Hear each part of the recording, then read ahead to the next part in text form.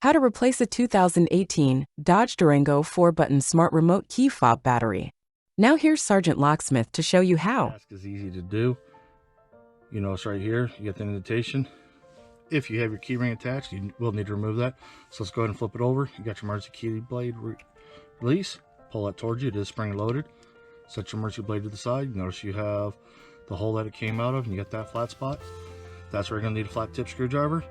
Go ahead and put it in here. Hold the remote firmly, and you will rotate the screwdriver. Do not pry. Once you do that, put the pad down and pull the two halves apart. You do that so the circuit board stays in its location. Take your screwdriver 180 from that little indentation. This battery just came out that way. Normally they don't. Normally you'll have to come over to the side and lift up on it. It's a CR2032 battery. Let's go ahead and reassemble it. This is a new remote, so I'm going to reuse the battery. Remember this piece right here? Put it over, squeeze it. It's all sealed up.